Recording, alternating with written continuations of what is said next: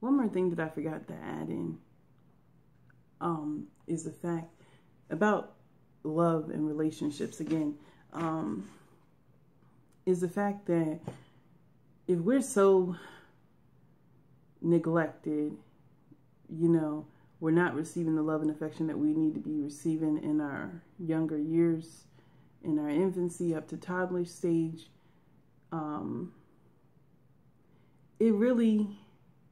It just clicked in my brain that, like, no wonder people's relationships are so dysfunctional. You ever see people where it's like one-sided, like relationships where it's like this guy might be head over heels crazy about this girl and this girl is just blowing him off?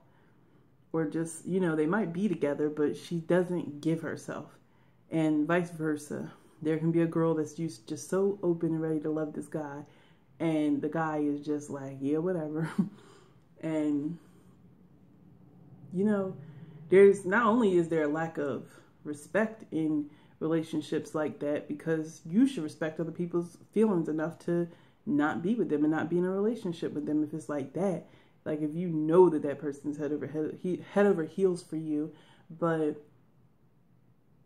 in addition to that, it's like you're doing nothing but wasting that person's time, and you're wasting your own time. It's like you start seeing this whole bunch of dysfunction inside of the family dynamic because people are not willing to accept love from their partner. That's where you get into this whole idea of, people being uber dependent and not needing anyone else, or people being unfaithful and thinking, that they need to look around, which I don't care either one way or another. I don't really have a huge opinion about people infidelity. However, some people are unhealthy with it. Like, they need to sleep with 2, 3, 4, or 5 people a day. We don't realize it, but we build all of these crutches around our lack of love. We build all of these crutches, all of these things that try to complete us, like drinking, like overeating, like hypersexuality, like drugs, shopping. That's another modern one. Some people are addicted to drama, fighting, arguing, always got some bullshit going on, or always stirring up some bullshit. And I guess one of the more healthier ways, but it's still the same type of behavior, is people who are like addicted to exercise, or addicted to eating healthy, or doing things a certain way, or, having everything certain clean and a certain level of this, certain level of that, like they're super OCD.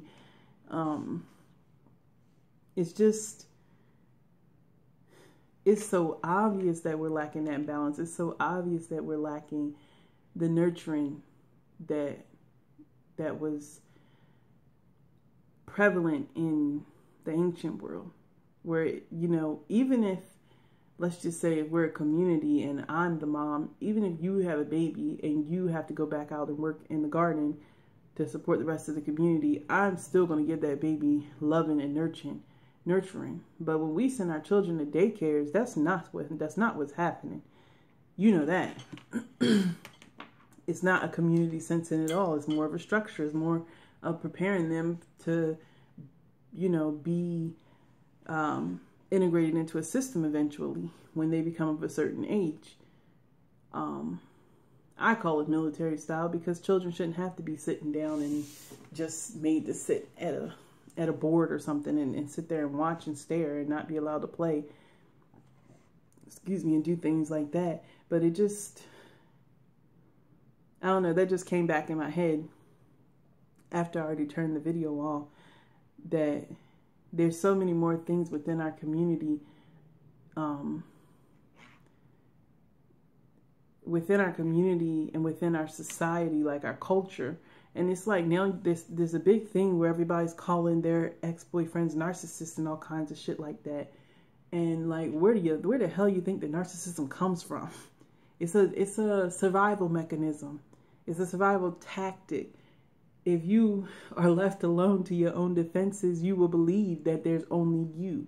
You don't need to love anybody else. You can get in relationships and have children and all kinds of stuff and not feel a damn thing for anybody, because there's only you. That's what you told yourself as an infant, as a child, as a baby.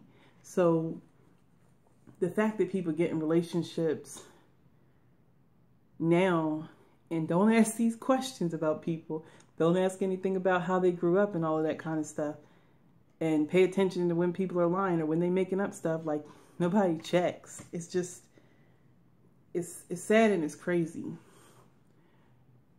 I mean, obviously it's difficult to heal an adult because they have to realize that they need to be healed.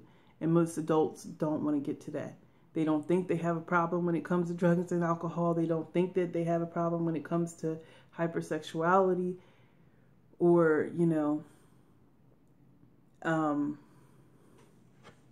or overeating and all that kind of stuff. People don't think that they have a problem. And that is the problem, essentially, is no one wants to admit that they weren't loved enough as a child. Nobody wants to admit that they didn't get hugs and kisses and all of that kind of stuff. Nobody wants to admit it. But if we don't start admitting, like, what about the next generation? I mean, maybe not all over the world, but in some parts of the world, the next generation is killing itself. Like, they're killing each other like it ain't shit. Like life doesn't matter. And it's sad. It's really sad. I just encourage everybody to, if you have children, no matter how scary it is, no matter how awkward it is, because it is awkward as hell, when you first start actually loving yourself and trying to pour out this love to your children. I think it is an awkward thing, even to your friends and family. It's awkward, but it's necessary. That's what's going to change them. That's what's going to make them a different type of person, a different human being. If we all started sending love back out into the world, imagine what we would be getting back instead of all of this madness. But anyway, okay, I talked enough.